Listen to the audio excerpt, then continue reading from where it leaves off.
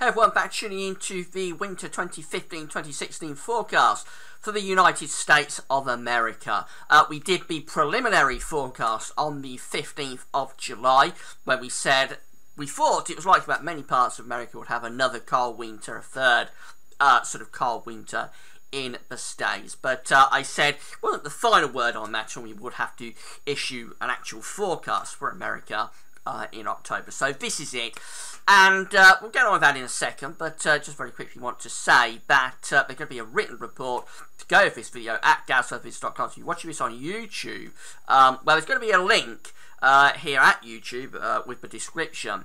There'll be a link to GavService, so if you want to read sort of a written report at GavService for the United States Winter 2015-2016 forecast, just click the link and you'll be able to go to GavService to read the written report. It just basically sums up what you're going to see in this video.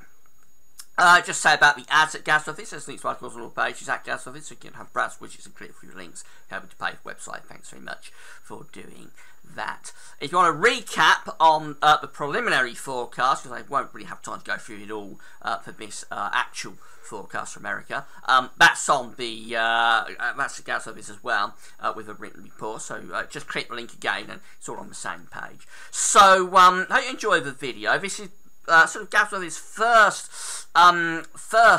forecast, proper forecast for America. So I'm a little bit uncertain about this. We'll see how it goes. I'll evaluate it at the end of the season. Of course, we'll see how we did.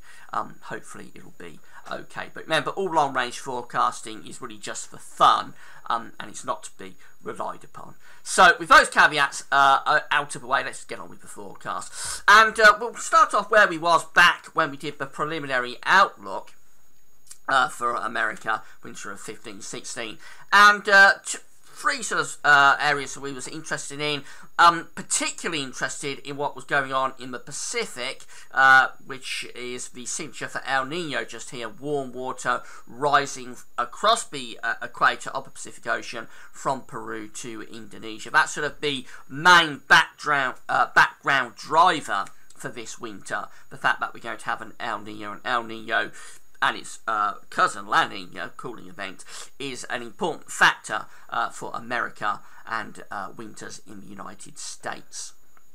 The other area we was interested in terms of the Pacific was this northeastern part of the ocean, where we have had all of this warm water over the past couple of winters. This has been associated with quite a lot of blocking in the northwestern part of America and Canada, quite a bit of high pressure, which has been tending to send the jet stream on a northwest-southeast trajectory, rather like that, and that has at least partly been responsible for the very cold air that's been establishing across many northeastern parts of Canada and down into northern and eastern parts of America. And also we had these cool anomalies in the Atlantic Ocean, which is a little bit less impactful for America. So what we said with this, in fact, it was all really a signal. What Pacific was doing was really a signal for a cold winter for many parts of America. Let's see how things have developed.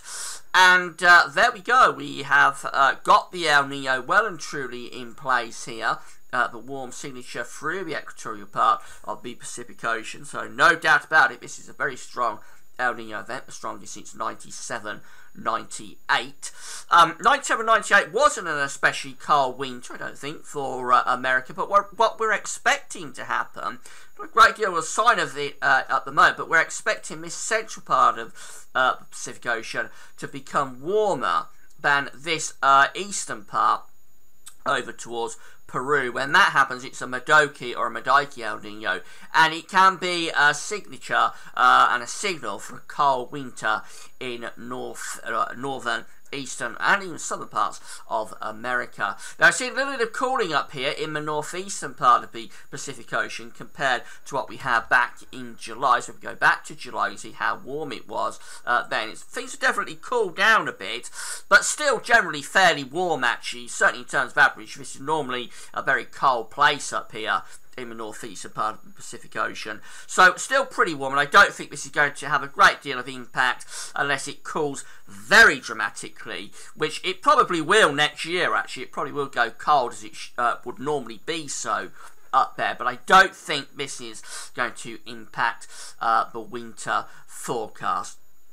So what I'm expecting to happen for this winter, and I'll show you a couple of diagrams in a moment, sort of summing up the forecast, but I'm expecting that we'll get quite a lot of ridging around many parts of Canada. I think Canada will have a lot of ridging going on, so high pressure is all up here. Actually, that's a little bit wrong. I think we get high pressure up here, and then we'll get low pressure coming south of it through southern and eastern parts of the United States. This is a little bit of a different pattern compared actually to what we had last winter and winter before that, because I think there'll be more high pressure over Canada. So this probably means that central northern states are going to be mainly dry and not as cold as we've had. It's still fairly cold, but probably not as cold as we've had it over the past couple of winters. The coldest anomalies to average will, I think, be through more southern and southeastern and possibly eastern states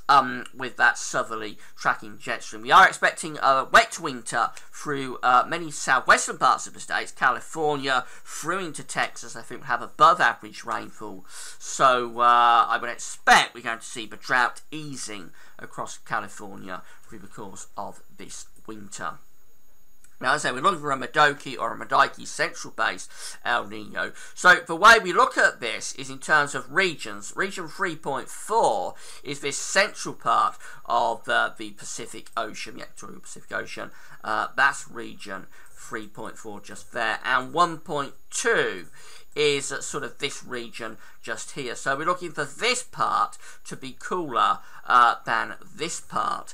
And that's what the CFS-V2 is still indicating. So this is region 3.4, which is forecast to be very warm by the end of the year. We're up into this sort of zone by around November, December. And then it gradually starts to dip down. Notice we are hinting at going into La Nina next year. That implies a very different pattern likely for America for next winter, 2016-2017, if we get La Nina. But anyway, for this winter, we're up here in terms of the El Nino through central parts of the equatorial Pacific. But in terms of, and that's around 2 Celsius, somewhere around here, even a little bit more.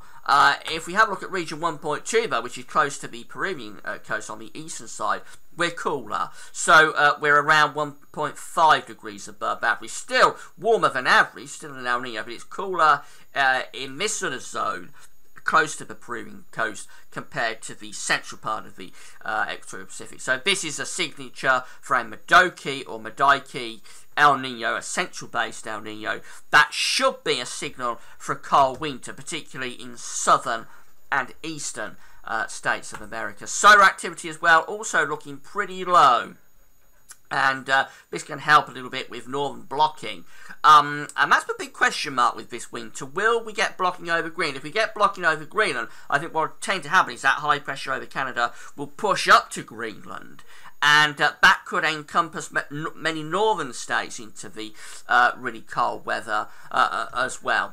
So we've got to watch out for that. But overall, we're expecting fairly weak activity for this winter. And that should help a little bit with the chance of blocking. So this is the actual forecast in terms of the sea level pressure, what we're expecting for this winter. So we see a lot of areas of high pressure up over Canada. I think Canada will have a mainly mild, mainly dry winter, possibly very dry in places, and I say quite a mild winter compared to average. Of course, that will still be a cold winter because it's a long way north, but compared to average, I think above average temperatures up here over Canada. And that just extends down probably into the northern states, where I think it will be cold, probably coming out cold on average in the northern central states of America in this sort of area just here.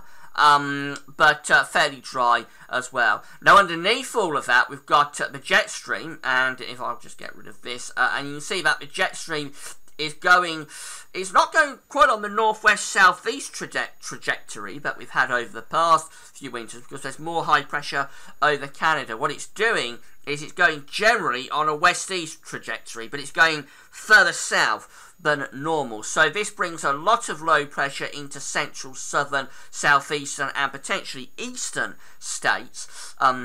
That is potentially populated areas, of course, in this part of America. So we could well find the jet stream going further south than normal, but instead of northwest to southeast, I think it probably goes more west to east, but more south than you would expect. That takes low pressure into California, so a wet winter is expected there, and then through these southern states, so Texas, for example, I think probably have a wet winter there. Probably Florida have a lot of wet weather. Further north, most of that would be rainfall, of course, down in the south, but further north through these central states and then going into the east, that's where we've got to be watching out for the risk of snow through the course of this winter. I think it could be a snowier than average winter and a colder than average winter through these central, eastern and some southeastern states, but not going right down into the far south. So this is how I expect things to play out. Generally dry and mild across many parts of Canada. This could be a little bit wrong, of course, but this is what I would expect it'll mainly come out like, hopefully, if the forecast is right. Mainly mild and dry up over Canada. Dry, and I'm not sure about temperatures for central northern states, but potentially quite cold. Not as cold as we've had over the past couple of winters, though, because of all this high pressure up over Canada, sort of stopping some of that cold air getting through a little bit. But nevertheless, I think it's still going to be cold and average in most central northern states, and probably fairly dry. Wet in the west and the southwest, so California, I think you're going to have a wet winter with some flooding on that southwestern coast. And then as we come through the southern, southeastern and eastern states, that's where we have the risk of heavy rain. I think it'll be colder than average and wet. Some places in the south, through Texas, for example, Florida, will be very wet with heavy rain. Further north and northeast, we've got to be thinking about the increased risk of snow. And this is probably particularly later on in winter. I'm not sure things will be too bad for December, but I would expect things to gradually get more snowy and cold through these central, eastern, southeastern states as we go through into January and February. And it's this sort of zone here that is the greatest risk, I think, of getting a snowier than average winter. So it's these central and eastern, northeastern states where I think we could have above average. So again, this could be a little bit wrong. This could be a bit further north than this suggests. A little bit further north and west, perhaps. And that's particularly so if we do get marine wave Greenland blocking. You'll notice up here over Greenland, I've got high pressure and low pressure with a question mark. And if we do get high pressure set up over Greenland, I think what will happen is that it will pull this high pressure from Canada more towards Greenland probably, and that could then start to open the door probably to increasingly snowy and severely cold, brutal cold to central northern states. But if things stay as I'm expecting, which is just the high pressure really stuck over Canada, certainly for the first part of winter anyway, then I would suspect most central northern states won't be as cold as we've seen over the past couple of winters. But overall, I would expect America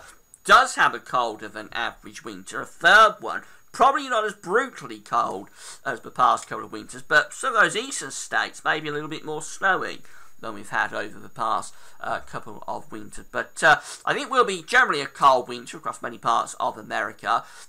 Rains for the southwest, of course, so that's going to help for the drought.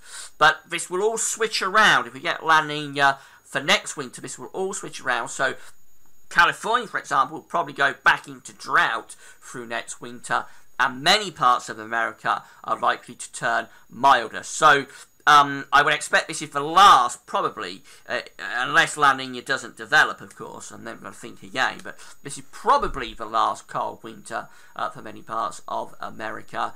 And I would expect the latter second half of winter probably tend to be colder than the first half.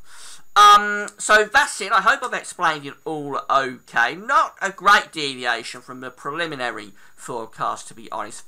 Things haven't really switched around. And the one thing I want to say is about the Modoki El Nino, because we haven't really got it yet. So if this is all based on the fact that we will get that central-based El Nino, if we don't, it could be a milder winter for America. So I just wanted to throw that in. I'm not expecting that. I think we'll go to a central-based El Nino, which will eventually deliver a cold winter to much of America. But just with the caveat that if the El Nino doesn't go central based, then that could have an impact on many, particularly eastern and southeastern parts, having somewhat of a milder winter. But overall, I'm expecting a cold winter for America for 2015-2016, with above average snow and rain in southern and eastern and southeastern parts. Drier further north, a mild and dry winter for Canada.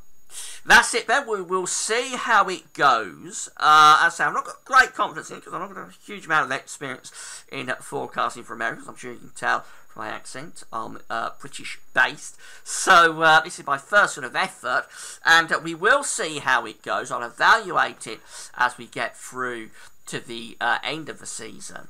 But all in all, a very interesting winter coming up. That's it for now then, and thanks for watching.